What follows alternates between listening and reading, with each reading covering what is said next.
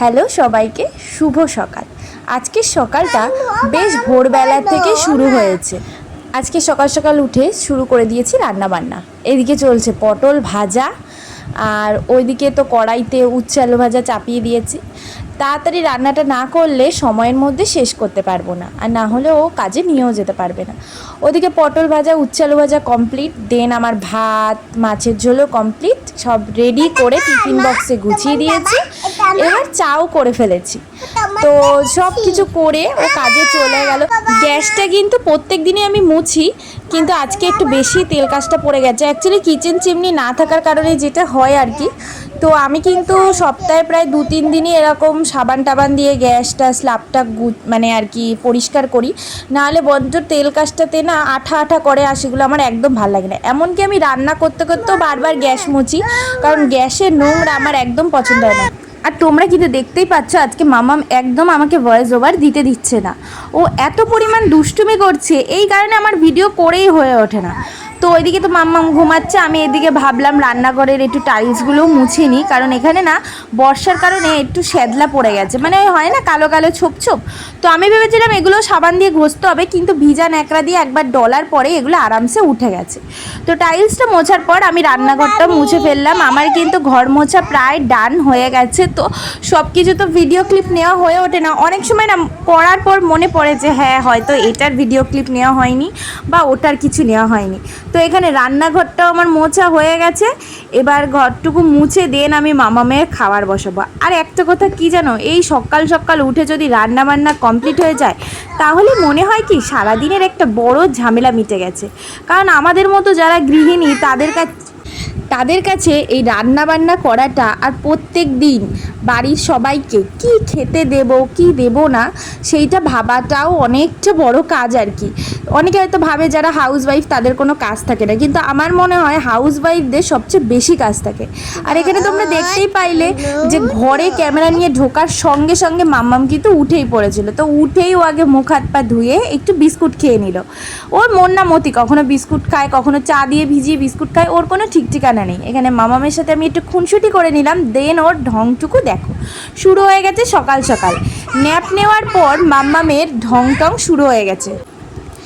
আর এদিকে মাম্মাম দুষ্টুমি করুক, আমি এদিকে চুল টুল আসেনি, কারণ সব কাজ তো কমপ্লিট। দেন মাম্মামকে খাইয়ে আমি খেয়ে একটুখানি কাজে বসবো। আর তোমরা সবাই জানো আমি ঘরে কি কাজ করি, তো সেই কাজটাও করতে হবে। অনেক দিন বন্ধ ছিল, বাড়ি ছিলাম না তার জন্য। আর এখানে দেখো ওর সাথে আমি দুষ্টুমি করে যাচ্ছি। ও বলছে না মাম্মাম হাত ছাড়বো না, হাত ছাড়তে গেলে টাকা দিতে লাগবে।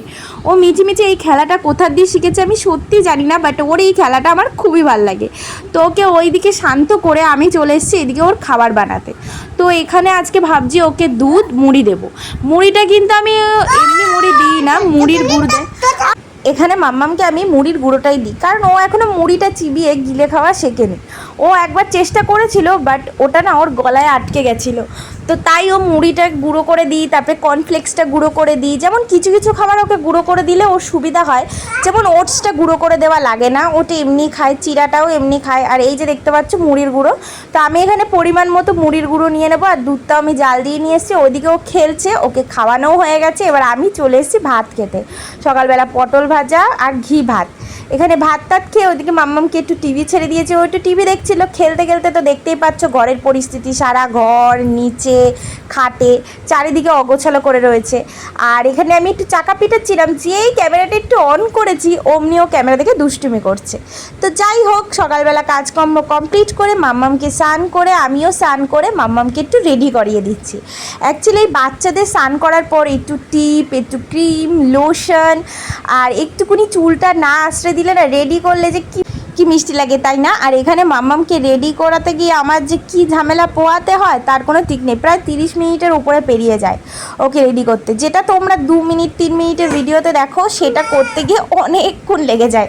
আর এখানে দেখো আমি বলছিলাম একটু ঘুরে ঘুরে সবাইকে দেখাও তুমি রেডি হয়েছো, তো তাই দেখাচ্ছিল। আর ওখানে জামাটা একটু গুটিয়েছিল, তো সেটাই ঠিক করে দিলাম। আর এই দেখো ওর দুষ্টুমি দেখো, মানে একটু হলেই হলো, সবসময় ঝুলে পড়বে গায়ের উপরে। আর এখানে ওকে রেডি করিয়ে আমি চলে এসেছি ঠাকুর পূজা দিতে। তোমরা তো জানোই এখন গোপু সোনা আর রাধাকৃষ্ণ আমার ঘরে এসছে। তো তাদেরকেও সেবা দিতে হয়। আর এখানে আমি তাড়াতাড়ি করে পুজোটা দিয়ে নিচ্ছি, কারণ আবার মাম্মামেরও খাওয়ার সময় হয়ে যাবে। 1:30টার মধ্যে ওকে না খাওয়াতে পারলে আমার খেতে আরও দেরি হয়ে যাবে। কোনো কোনো দিন যদি আমার মাম্মামকে খাওয়াতে যদি 1:30টার দিয়ে শুরু করি, তাহলে প্রায় 2-3টের উপরে বেজে যায় আমার খেয়ে দিয়ে শুতে শুতে। আর দুপুরবেলা খাওয়ার পরে অনেক সময় থালা বাসন আমি মেজে রাখি, আর অনেক সময় ঘুম থেকে উঠে মাজি। কোনো কোনো সময় যদি শরীরটা এতটাই ক্লান্ত লাগে, তখন আমি ঘুম থেকে উঠেই থালা বাসনটা মাজি। বাবা এসে মেয়েকে নিয়ে যায়, তারপরে আগে আমি থালা বাসনটা মেজে একটু চুল টুল আঁচড়ে টিপ টিপ পরে তারপরে গিয়ে একটু ছাদে ঘুরি, কারণ রাস্তায় এতটা ঘুরি না, কারণ আমার না ভালো লাগে না।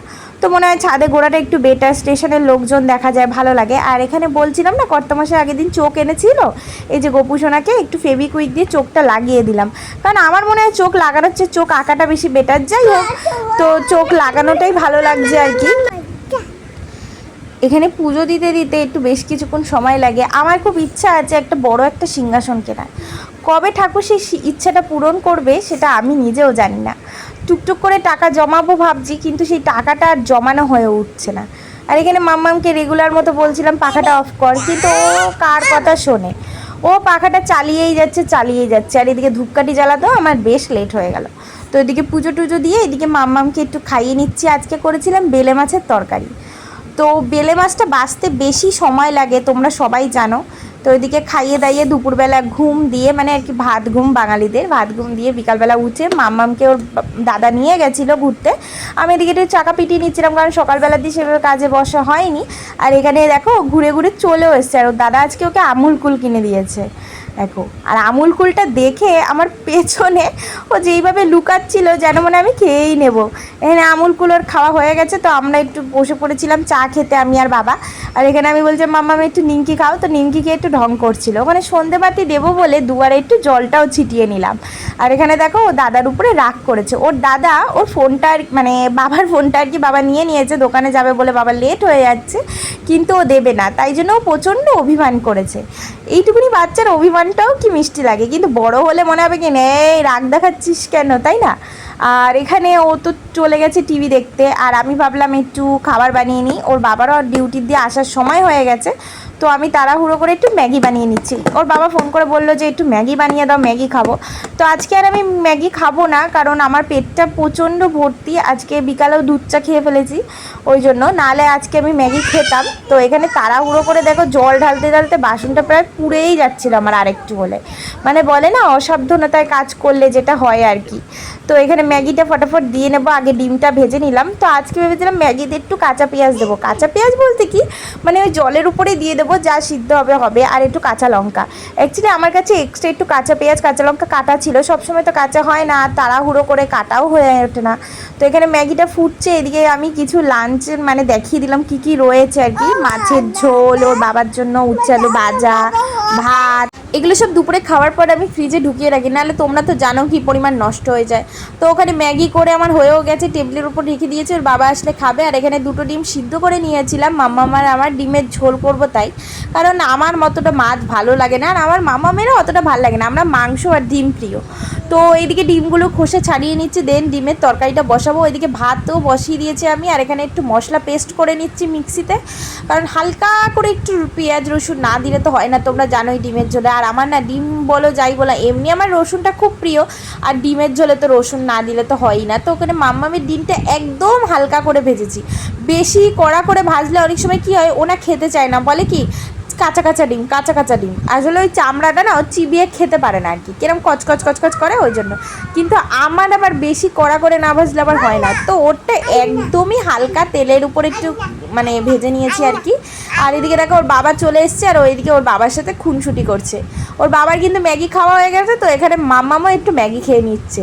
বাবা আর মেয়ে কিন্তু একই পাতের দিয়ে ম্যাগি খেয়েছে, আর এখানে ম্যাগি খাচ্ছিল আর কি একটা বলছিল। তো চলো ওইদিকে ম্যাগি খেতে থাকুক টিভি দেখতে দেখতে। ওর বাবা একটু গেছিলো বাজারে, আর আমি এখানে করে নিচ্ছি আমার আর মামামের জন্য ডিমের তরকারি। ডিম কষা টষা কিছুই না, ডিমের ঝোল করব, হালকা পাতলাও না আবার বেশি রিচও না, একদম নর্মালের মধ্যে। তো এখানে মশলাটা ভালো করে কষিয়ে নিচ্ছি, কারণ মশলা যতক্ষণ না ভালো করে না কষবে তরকারির স্বাদও হয় না। তো এখানে আমি প্রথমে ভালো করে পেঁয়াজ রসুন বাটাটা ভালো করে কষিয়ে নিয়েছি, তারপরে একটু আলু দিয়ে তারপরে আমি বাদবাকি হলুদ গুঁড়ো, নুন, জিরার গুঁড়ো, তারপরে একটুখানি সামান্য চিনি দিয়ে দেবো, দিয়ে মশলাটাকে ভালো করে কষিয়ে নেবো। আমি আদা কিন্তু সব কিছুতে অত ব্যবহার করি না, কারণ আদার গন্ধটা আমার একদমই ভালো লাগে না। তো ওখানে কিন্তু ঝোল ফুটতে বসিয়ে দিয়েছি, একটু ফুটে উঠলে দেন আমি ডিমটা দেবো। আর এইদিকে আমি কালকের জন্য তরি তরকারিগুলো কেটে নিচ্ছি। তো আজকের মেনুতে হবে মানে আর কি, কালকের মেনুতে হবে আর কি ডাল, পটল ভাজা, একটুখানি কাঁকরোল ভাজা, আলু সিদ্ধ মামামের জন্য, এই হবে আর কি, আর একটু সোয়াবিন।